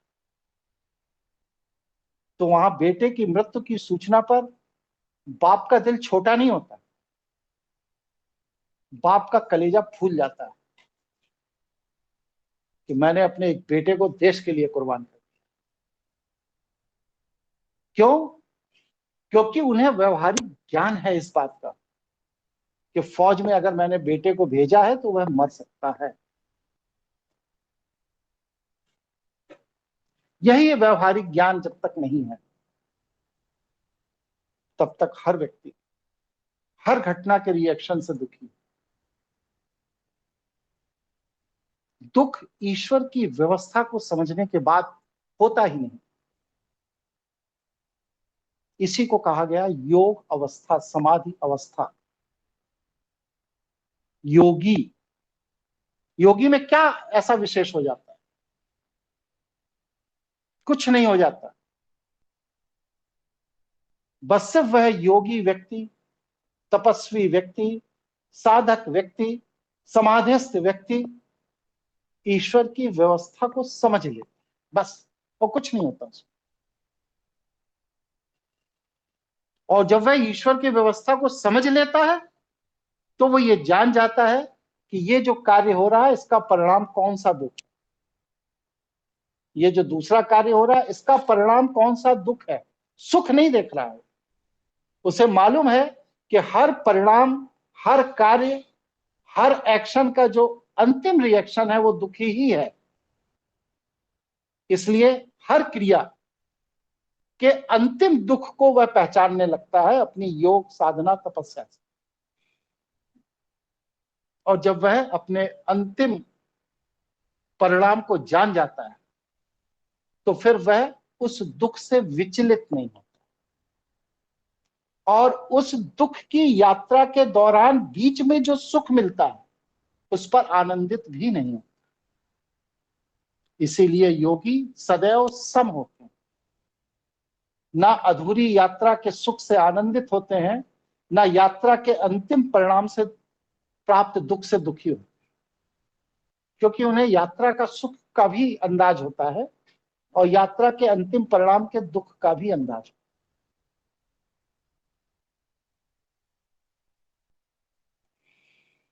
इसलिए सबसे पहली बात ये समझ लीजिए कि सारे वेद, पुराण, उपनिषद, गीता, भगवान, धर्मगुरु, धर्मशास्त्र, राजनेता, मनोचिकित्सक, मनोविशेषज्ञ जितने भी हैं, ये जो भी आपको ज्ञान दे रहे हैं ये नितांत अव्यवहारिक ज्ञान, सिरे से नकार दीजिए। क्योंकि यह सब कह रहे हैं कि आप इस मार्ग से चलोगे तो सुखी होगे, और जबकि सृष्टा ने ऐसा कोई मार्ग बनाया ही नहीं जिसकी अंतिम परिणति सुख हो। क्योंकि अगर ऐसा कोई मार्ग बना होता तो आज तक इतने इतने महापुरुष और युग पुरुष हुए, वो सब सुखी हुए होते। युधिष्ठिर भी पूरे जीवन, जैसा कि बताया जाता है कि धर्म के पुत्र थे, सत्यवादी थे, बड़ी बड़ी कहानियां जोड़ी जाती हैं। अंत में क्या? अपनी पत्नी की मृत्यु देखी, अपनी संतानों की मृत्यु देखी, अपने भाइयों की मृत्यु देखी, और उतना सब देखने के बाद भी नर्क जाना पड़ा।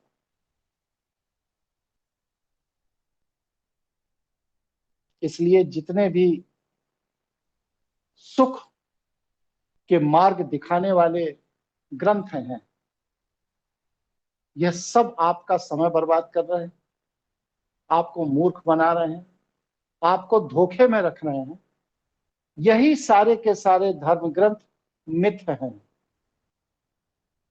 क्योंकि आप कोई भी क्रिया करेंगे उसका अंतिम परिणाम दुख ही होगा। यही प्रकृति की व्यवस्था है। इसलिए लोक व्यवहार को समझिए, ईश्वरीय व्यवहार को समझिए, प्रकृति के व्यवहार को समझिए, सृष्टि के व्यवहार को समझिए। और जब ये सारे व्यवहार आप समझ लेंगे तो आपको दुख प्राप्त तो होगा, लेकिन आप दुखी नहीं, क्योंकि अंततः तो दुख प्राप्त होना ही, और वह दुख प्राप्त ना हो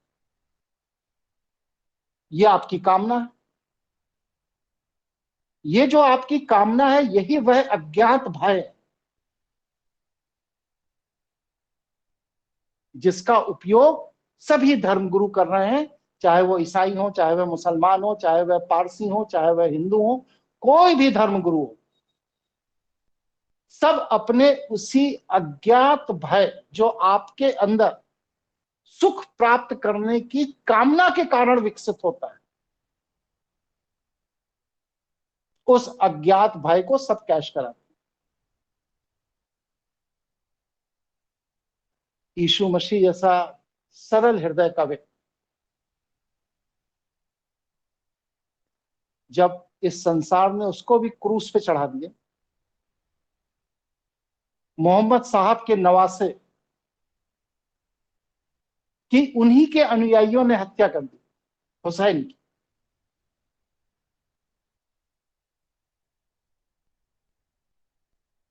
कृष्ण के पूरे कुलवंश को उन्हीं के अपने बच्चों ने, ग्रैंडसन ने खत्म कर दिया। अपने चचेरे भाई के हाथों पूरा कौरव वंश खत्म हो गया।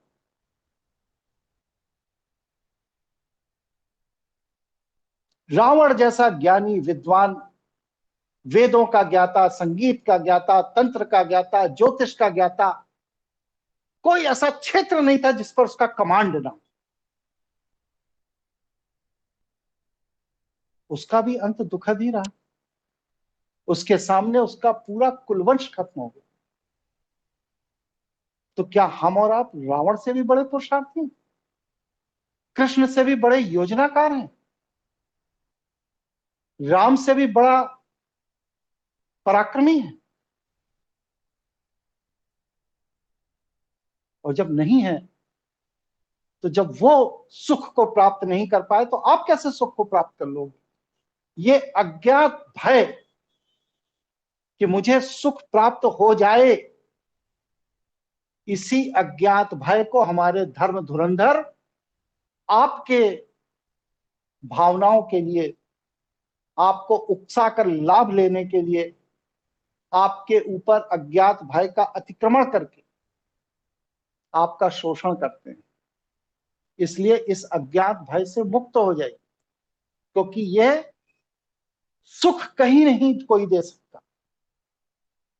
जो दे भी सकता है वो अस्थायी होगा, कुछ समय का, अंततः उसमें दुख ही हाथ लगे। हमारी कामना, हमारी वासना, ये सारी की सारी कामनाएं और वासनाएं जिन्होंने अपनाया वो सब दुखी रहे, और जिन्होंने छोड़ा वो भी तो दुखी रहे। कोई एक उदाहरण इतिहास में बता दो जिसने अपनी कामना और वासना का संपूर्ण त्याग कर दिया हो और सुखी हो। भीष्म पितामह ने अपनी वासना को नियंत्रित कर लिया, संपूर्ण जीवन वीर स्खलन होने ही नहीं दिया, पत्नी नहीं रखी, प्रबल साधक,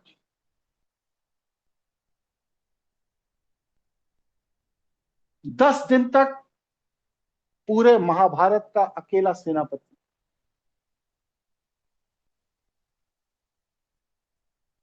उस जैसा अपने वीर्य पर नियंत्रण करने वाला भी कितनी दुखद मौत मरा, अंत उसका भी दुखद ही रहा। कर्ण जैसा दानवीर, शूरवीर, यशवीर, मित्रवीर, जितने भी गुण एक व्यक्ति में हो सकते हैं वो सारे गुण कर्ण के अंदर थे। सूर्यपुत्र था, ईश्वर का अंश था, लेकिन अंततः इस सृष्टि में सब कुछ होने के बाद भी हाथ क्या लगा? दुख।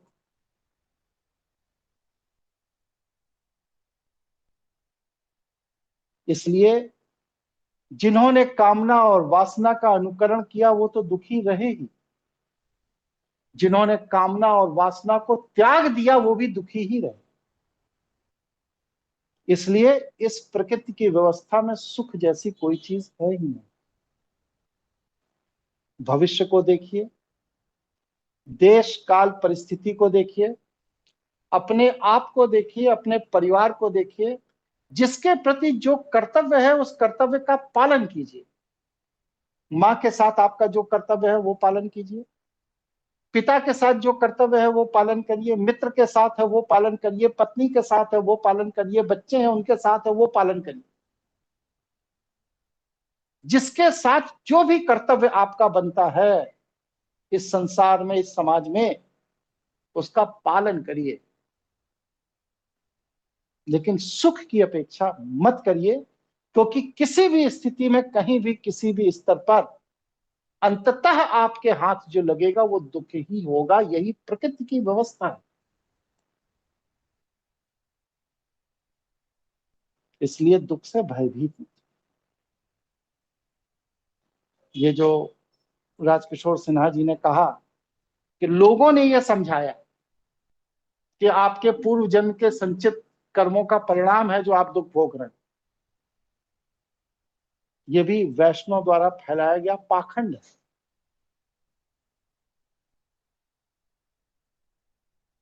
क्योंकि अगर पूर्व जन्म के संचित कर्मों का परिणाम हम भोग रहे हैं वह दुख है, तो जिनके पूर्व जन्म के बहुत अच्छे कर्म रहे हैं, जिन्होंने सुख भोगा, वो सब अंततः दुखी ही क्यों होंगे? फिर उस पर वो तर्क देंगे क्योंकि उनका सुख का काल पूरा हो गया। तो इसका मतलब ये हुआ ना कि सुख का काल पूरा हो गया। इसका मतलब यह है कि वो एक टेम्परेरी फेज है सुख, अंतिम सत्य जो है वो दुखी ही है। और ये दुख क्यों है? क्योंकि दुख ही आपके अहंकार को खाकर निगल जाता है और आपको निर्मल बना देता है। अगर दुख नहीं होगा तो आप निर्मल नहीं हो सकते। किसी के मन में कोई प्रश्न, कोई जिज्ञासा हो तो अपना विषय रखिए। जी, यतिन बोल रहा हूँ। आपकी बात से मैं सहमत हूँ। ये दुख की अवस्था में एक विरक्ति आती है और अहंकार कम होता है। ऐसा कई बार खुद में अनुभव किया है। पर एक बार दुख की अवस्था आई, अहंकार कम हो गया, फिर एक दूसरी फेज आती है जब चीज़ें फिर सहज होती हैं और फिर आदमी प्रोग्रेस करता है व्यवहारिक स्तर पे, मतलब फिर सुख आता है। तो ये साइकिल चलता रहता है। तो कायदे में ऐसा नहीं होना चाहिए कि एक बार दुख आ गया तो अहंकार पूरी तरह खत्म हो गया, या ये हम कहें कि फिर परिस्थिति बदली तो फिर वो दोबारा पोषित होता है। जी, मैंने अभी अभी अपने वक्तव्य में ये बात कही, परिपक्वता ही आपको क्षणिक सुख या दुख से बचा सकती। आप बौद्धिक रूप से परिपक्व हो गए, तत्व ज्ञान प्राप्त कर लिया, तो सुख जब आएगा तो वह सुख भी आपको उल्लासित नहीं करेगा, आपके अंदर कोई आह्लाद नहीं पैदा। संसार को दिखाने के लिए आप खुश प्रदर्शित करेंगे कलाकार की, क्योंकि आप ये जानते हैं कि ये जो आया है ये प्रकृति का मूल स्वभाव नहीं है, क्षणिक। जैसे फल का अंतिम मूल स्वभाव है मीठा होना, आम कच्चा है, क्षणिक, अंततः वह पके। अमरूद है, कच्चा है, कड़ा है, स्वादिष्ट नहीं, लेकिन अंततः वह पकेगा।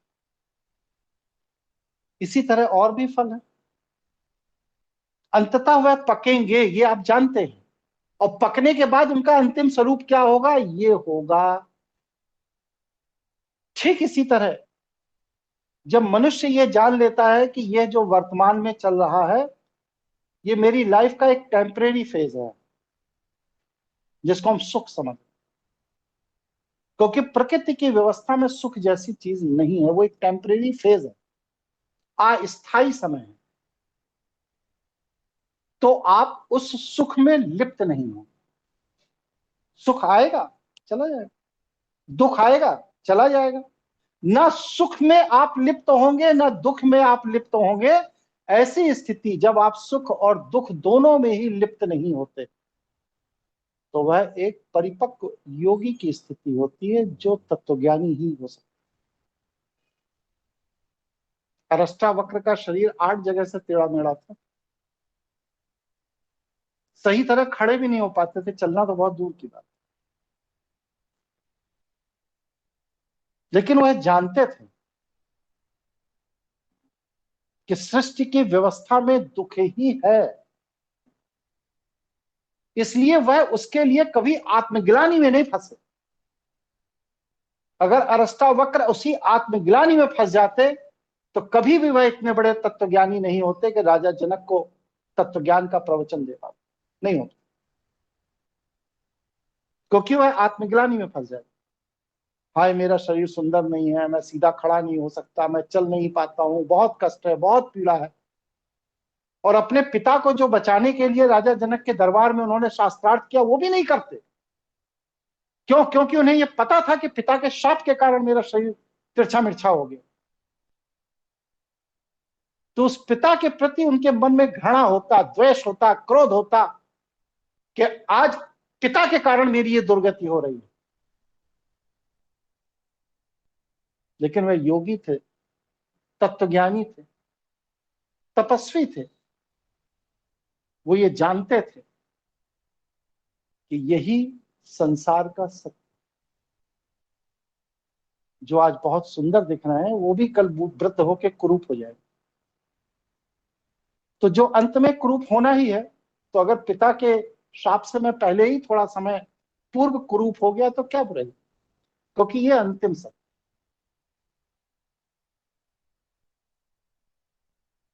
और अंतिम सत्य को जितना जल्दी प्राप्त कर लिया जाए वही परिपक्वता है।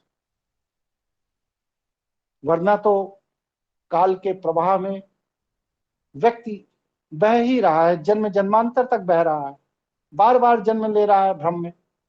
शायद इस जन्म में सुख नहीं मिला, अब मिलेगा, इस जन्म में नहीं मिला, अब मिलेगा, इस जन्म में नहीं मिला, अब मिलेगा, बार बार जन्म ले रहा है। और अगर उसको पहले ही बार में ये पता लग जाए कि सुख जैसी कोई चीज मिलती ही नहीं है इस प्रकृति की व्यवस्था में, तो शायद वह उसी जन्म में मोक्ष को प्राप्त करे, बंधन से मुक्त हो जाए, कामना से मुक्त हो जाए, वासना से मुक्त। इसलिए संसार में निर्वाह योग्य जो है उसी का भोग करें। उससे अधिक की कामना अगर आप करते हैं तो वह कामना आपके दुख का कारण बनेगी। यही प्रकृति की व्यवस्था है।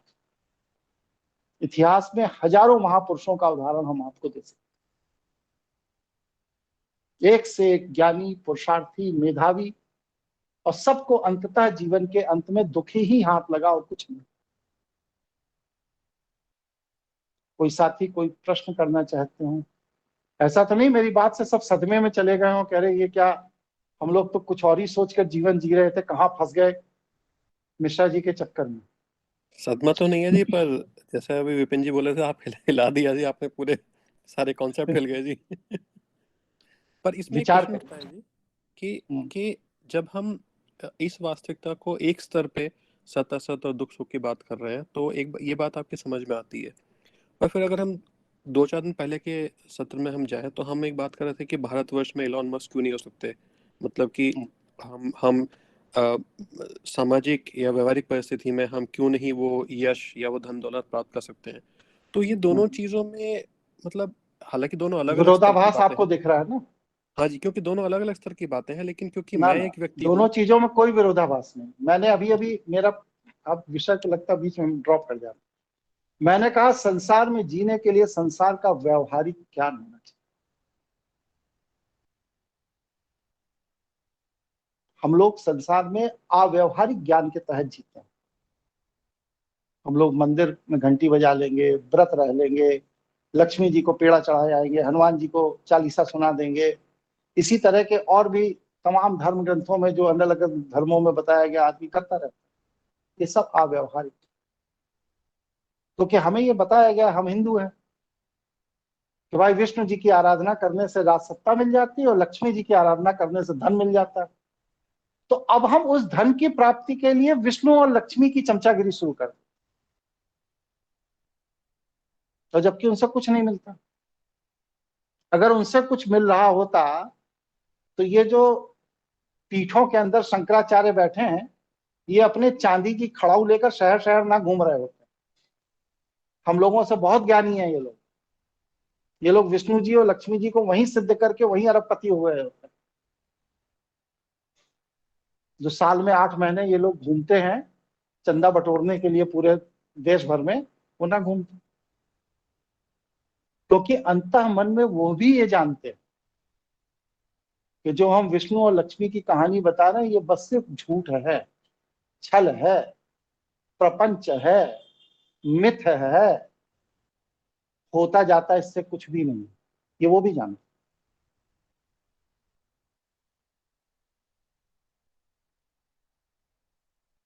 इसलिए संसार में अगर सामर्थ्य के साथ जीना है तो इलॉन मस्क बनाना पड़ेगा। लेकिन इलॉन मस्क बनाकर आप सुखी हो जाएंगे, ये आपका भ्रम। इलॉन मस्क बनाने के बाद भी आप अंतिम निष्कर्ष में दुखी ही रहेंगे। ठीक है यतीश जी? लेकिन गुरुजी इलॉन मस्क बनने के लिए भी कोई वासना या कोई मतलब इस टाइप में कुछ तो होना ही चाहिए। आपके पास कोई उद्देश्य तो हो कि आप बने, फिर तो आप बनेंगे ही नहीं। क्योंकि आप अगर संभव हो गए तो आप किस मतलब ये हो गई कदम क्यों करें फिर? मतलब समझ तो आ गया कि हाँ कदम तो करना ही पड़ेगा, वो भी सही है, लेकिन फिर वो एलोन मस्क जितना कदम क्यों करें? वो कन्विंसिंग ऐसा नहीं है। क्या नाम है बंसल जी, क्या नाम लिखते हैं पूरा? विपिन बंसल। विपिन जी, विपिन जितेंद्र नहीं, विपिन जी। विपिन जी ऐसा नहीं। हमारे यहाँ पूरी दुनिया में जो हमारा अहम है ना, इससे बड़ा प्रेरक और कोई नहीं होता। संसार में अहम प्रेरक है, और ये मेरे नियंत्रण में चीजें हों, मेरे पास हों, मेरे कारण से हों, ये भाव जो व्यक्ति का है, ये उससे संसार के सारे काम करा लेता है। आप लोग, हम लोग जीवन में गलती क्या करते हैं? अध्यात्म को संसार से जोड़ देते, धर्म को संसार से जोड़ देते, जबकि अध्यात्म आत्म कल्याण का विषय।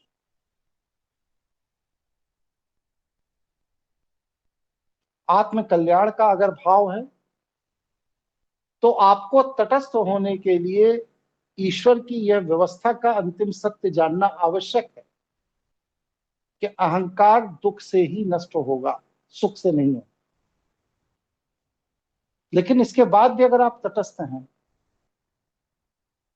किसी चीज में कोई लिप्तता नहीं है, फिर भी आप अपने आप को सुरक्षित रखने के लिए, सामर्थ्यवान रखने के लिए संसार में संसार के नियमों से ही तो चलेंगे। और कौन सा नियम यहाँ लागू करेंगे? यहाँ गौलोक का नियम तो लागू होगा नहीं, ना ब्रह्मलोक का लागू होगा। यहाँ तो पृथ्वी लोक के नियम लागू होंगे। आप क्रिकेट के सिद्धांतों से ही क्रिकेट खेलेंगे, टेनिस के सिद्धांत से क्रिकेट थोड़ी खेलेंगे। और या फिर संसार छोड़ दीजिए। बहुत लोग छोड़ के जंगलों में चले जाते हैं, कंदराओं में बैठ जाते हैं, आप भी बैठ जाइए, मना किसने किया? लेकिन अगर संसार में जीना है तो संसार में संसार की मर्यादा के अनुसार जीना। इन चीजों का फर्क समझ लेना ही तो सारी समस्याओं का समाधान है। हम लोग एक चीज में दूसरी चीज को घुसड़ देते हैं, इसीलिए ना ये हाथ लगता है ना वो हाथ लगता है, दोनों फेल हो जाते जी, ठीक तो है। ये कह सकते हैं कि ना तो हमारा अहंकार इतना बड़ा है कि उसको मोटिवेशन बना के हम इलोन मस्क बन जाए, और ना वो हाँ इतना वो छोटा भी है कि हम उसको खत्म करके तटस्थ हो जाए। तो बीच की स्थिति में हाँ है, ना इधर के ना उधर के। बिल्कुल दुविधा दुविधा में है। कहते हैं ना, दुविधा में दोनों गए, ना माया मिली ना राम। जी, जी। और ये भी आपने सही कहा कि हम आध्यात्म में व्यवहारिकता को घुसेड़ते हैं और व्यवहारिकता में आध्यात्म को घुसेड़ते हैं। तो हमसे तो अच्छे वो है जो पूरी तरह आध्यात्म पूरी में है, तरह सांसारिक है या पूरी तरह सांसारिक है। भाई, पूरी तरह वो सांसारिक है, इसीलिए उनके अध्यात्म पनप रहा है। उन्होंने संसार को अंत तक जी के देख लिया, अब उनके अंदर कोई वासना नहीं रह गई संसार को लेकर। हमारे यहाँ तो आज भी बड़े बड़े ऋषियों मुनियों मनीषियों प्रपंचों मठाधीशों सबकी कामना यही है कि गाड़ी की साइज थोड़ी और बड़ी हो जाती, आश्रम की बाउंड्री वॉल 2 फीट और ऊंची हो जाती, आश्रम का क्षेत्रफल 2 बीघा और बड़ा हो जाता। तो क्या इससे बढ़िया तो तुम ये सब आश्रम का छोड़ करके इलॉन मस्क बन जाओ भाई, रतन टाटा बन जाओ, भगवा उतार दो, बड़ा ही कर लो एक बार। लेकिन हम बात तो सूक्ष्म की करते हैं, अंतः जगत की करते हैं, अंतः प्रेरणा को जागृत करने की करते हैं, आत्मा और उसके यात्रा की करते हैं। और इच्छा क्या है? आश्रम का साइज थोड़ा बड़ा हो जाए। तो ये जो विरोधाभासी हमारे धर्म गुरुओं का स्वभाव है, इन्होंने उनको तो नष्ट किया ही, हम उनका अनुकरण करके हम भी नष्ट हो गए। किसी भी एमबीए के क्लास में वेद पढ़ाया जाता है, तत्व ज्ञान पढ़ाया जाता है, श्रीमद् भगवत गीता पढ़ाई जाती है, वहां पर बिजनेस करना पढ़ाया जाता है।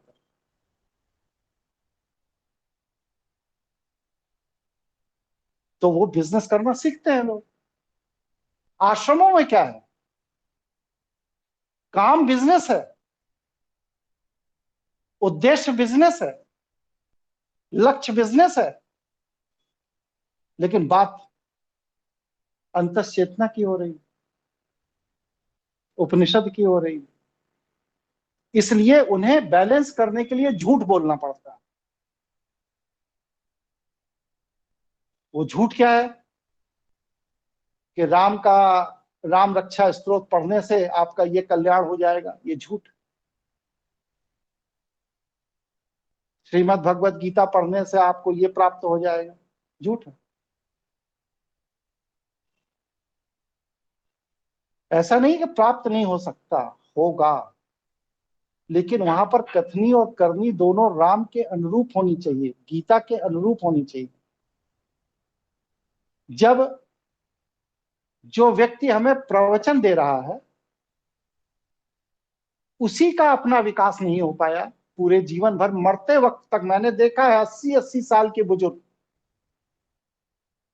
50 साल 55 साल से भगवा कपड़ा पहने बैठे हैं, फिर भी उनकी कामना यही है कि ट्रस्ट के एफडीआर में कहीं से थोड़ा चंदा और लाके इकट्ठा कर लेते तो अच्छा था। तो वो भी व्यवसाय ही तो कर रहे हैं। 100 करोड़ की एफडीआर बनी पड़ी है, लेकिन इसके बाद भी जो भी आ रहा है उसके लिए एक रसीद काट दे रहे हैं 11,000 की। ये क्या है? ये तुम्हारी वासना है, तुम्हारी कामना है कि मरते वक्त भी जो मिल जाए बटोर लो। और मंच पर बैठ के क्या प्रवचन देंगे?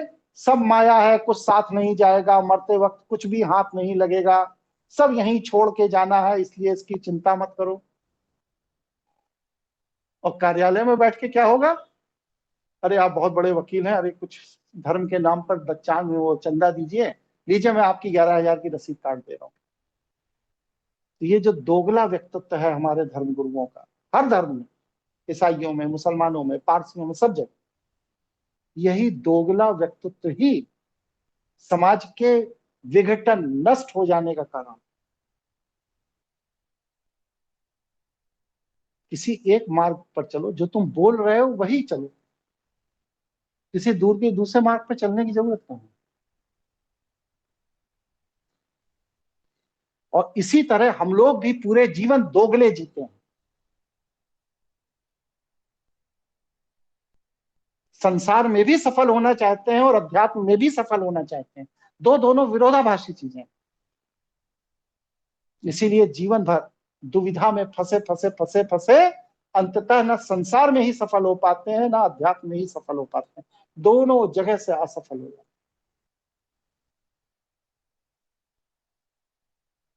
यही हमारे मिडिल क्लास होने का कारण।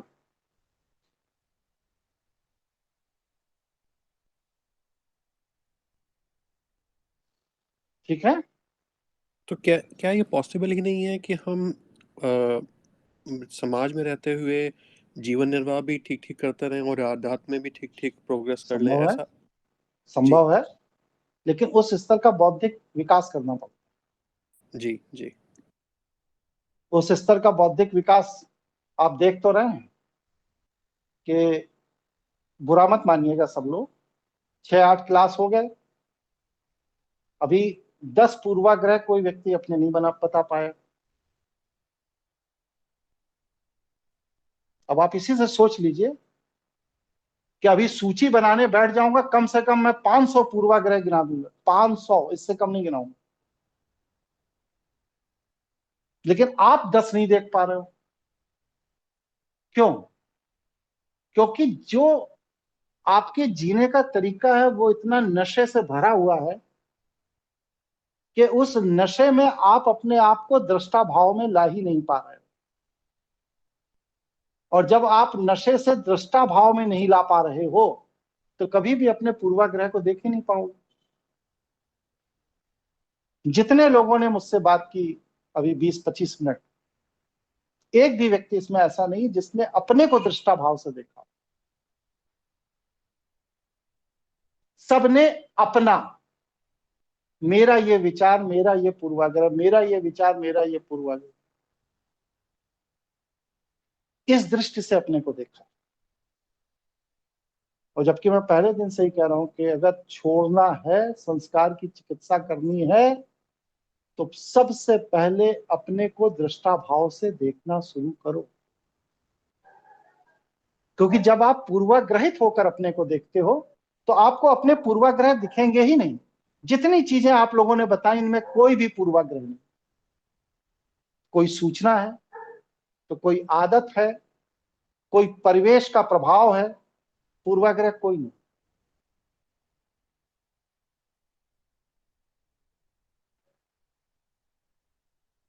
तो इसलिए इस नशे से उबरना पड़ेगा। जो अफीम पहली सांस से हमें चटाई गई है 50-55 साल की उम्र तक, उस अफीम के प्रभाव से जब बाहर आएंगे तब आपको पता चलेगा कि आप अफीमची हैं। अभी तो आप अफीम चाट रहे हैं, रोज सवेरे चाट लेते हैं, इसलिए आपको पता ही नहीं है कि आप अफीमची हैं। ठीक है यति जी? जी, मुझे तो लगा था थोड़ा समझ में आ गया है पूर्वाग्रह पिछले 2-3 सत्र के बाद।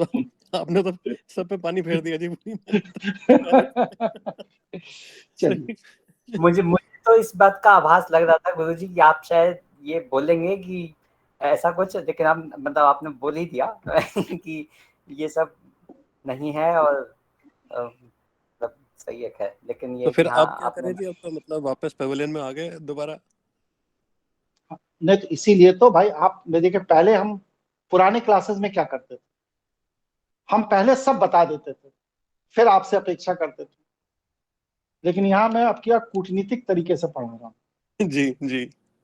अब की बार, क्योंकि पिछली बार आप लोगों ने इतनी शिकायतें की हमसे कि मुझे ये लाभ नहीं हुआ, तंत्र में ये नहीं हुआ, ज्योतिष में ये नहीं हुआ, ब्रह्मास्त्र में ये नहीं हुआ, वो नहीं हुआ, वो नहीं हुआ, वो नहीं हुआ, तो मैं समझ गया कि आप लोगों को पहले बताना पड़ेगा कि आपकी मानसिक स्थिति है क्या। क्योंकि मेरे प्रवचन के बाद भी आप अपने मानसिक स्थिति में कोई परिवर्तन नहीं कर रहे हैं, इसलिए आप लाभान्वित नहीं हो रहे हैं। तो आप क्यों नहीं कर पा रहे? क्योंकि आपको पता ही नहीं है कि हम कितनी गलत मानसिक स्थिति में जी रहे हैं। जब आपको पता लगेगा सारे पुरुषार्थ करने के बाद कि अरे हम तो वहीं खड़े हैं, तब आपको मेरी बात समझ में आएगी। अभी तक तो आपको यह है ना कि ज्ञान 100 ग्राम पहले से था, 50 ग्राम मिश्रा जी ने दे दिया, चलो अब 150 ग्राम हो गया। मेरा कहना ना, वो जो 100 ग्राम जिसे आप पहले से प्राप्त ज्ञान समझ रहे हैं, वही तो समस्या है। उस 100 ग्राम के पात्र में से उस पहले से समझे हुए 100 ग्राम ज्ञान को हटा दोगे, तभी मेरा 50 ग्राम दिया हुआ ज्ञान उसमें आएगा। और आप उसको बहुमूल्य समझ के रखे हुए हैं। वास्तव में आप कर क्या रहे हैं? यति जी बुरा मत मानिएगा भाई, अगर आप लोग आज्ञा दे तो मैं थोड़ा कठोर शब्द में 2 बातें कहना चाहूँ। हाँ जी कहिए प्लीज। बिल्कुल गुरुजी। औरों की भी सुन ले, नहीं तो लोग कहेंगे कि आप तो कुछ भी कह के चले जाते हैं, हमें रात भर नींद नहीं आती। ठीक है, गुरुजी तभी पता चलेगा अपनी गलती। अब महिलाओं के पक्ष से बात नहीं आ रही है, देश की आधी आबादी सोई हुई है। गुरुजी बहुत अच्छा प्रवचन चल रहा है गुरुजी, बहुत बहुत आभार है आपका, और आगे जो भी आप बताना चाहें प्लीज गुरुजी। देखिए वास्तव में हम कर क्या रहे हैं?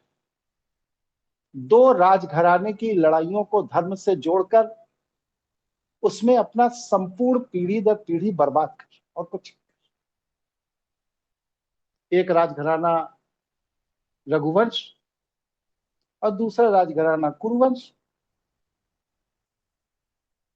ये रघुवंश और कुरुवंश की कहानियों को हटा दीजिए, अब आपके पास क्या है बताइए? कोई भी व्यक्ति बताए क्या है आपके?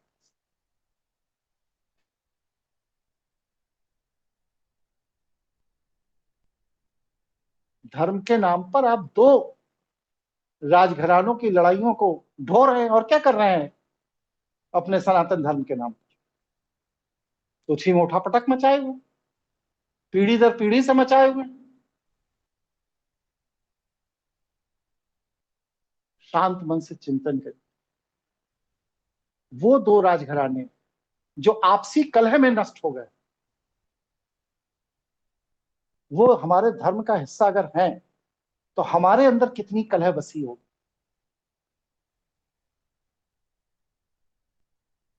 हम प्रतिक्षण कलह को आत्मसात करते,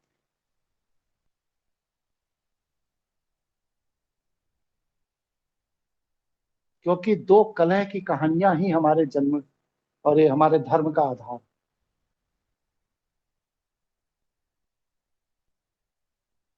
सन्नाटा हो गया, कुछ हॉल में कुछ चर्चा नहीं हो रही, क्या बात हो रही? जी सोचने पे विवश कर दिया जी आपने। हमारे विपिन बंसल जी बेचारे रात भर सोचेंगे कि कहाँ मिश्रा जी के चक्कर में पड़ गए हम हैं। बंसल जी ने पूरा समय निकाल दिया राम जी से दोस्ती करने में। विचार करके कि क्या सनातन धर्म जो है ये 2 राजघरानों की कलहपूर्ण कहानी है और कुछ नहीं है, या इससे इतर भी कुछ है? और अगर इससे इतर है तो फिर वह धर्म कहाँ है? उसकी चर्चा क्यों नहीं होती समाज में? आखिर 1 अरब 98 करोड़ साल से ये पृथ्वी है, इस पर 10 लाख साल से मनुष्य है। राम तो अभी 7,500 साल पहले हुए, कृष्ण अभी 5,200 साल पहले हुए। इसके पहले शैव जीवन शैली में जो मानवता थी, वो किस ज्ञान के सहारे विकसित हो रही थी?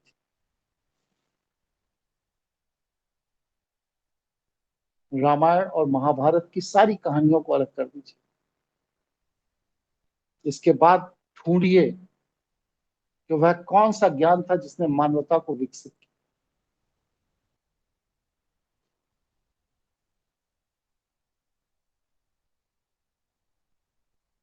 यही सनातन ज्ञान पीठ का शोध है। चलिए जी ज्यादा बातचीत कर देने से पता लगा कल हमारी क्लास में सारे स्टूडेंट ही भाग जाएंगे फिर, हैं? नहीं जी ऐसा तो नहीं लग रहा जी। गुरुजी तो एक भ्रम दूर हो गया कि हमें लग रहा था कि स्पेशली मुझे लग रहा था कि काफी कुछ सीख लिया, पर अभी भी लग रहा है अभी तो कुछ भी नहीं सीखा हमने आपसे। चलिए, मतलब कि अगले क्लास की फीस फिर देने के लिए आप लोग तैयार हो रहे हैं और ठीक है।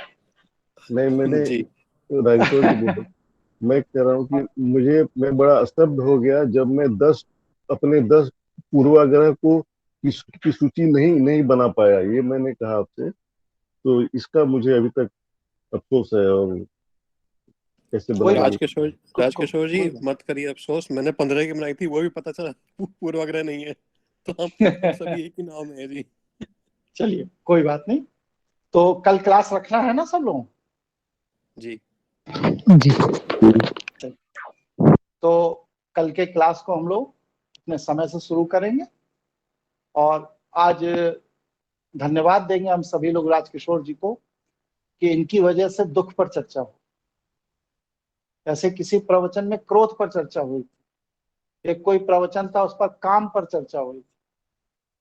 तो ये जो वैष्णव के जितने भी भयाक्रांत करने वाले शब्द हैं, इन पर इसी बहाने चर्चा हो जाती है। ये ईश्वर की कृपा से संभव। जी, दुख और कष्ट में भी कोई फर्क है या एक ही चीज है दोनों? कष्ट उसकी परिणति, दुख अनुभूति। जी चलिए, सभी साथियों को नमस्कार। नमस्कार। प्रणाम गुरु जी। प्रणाम गुरु जी।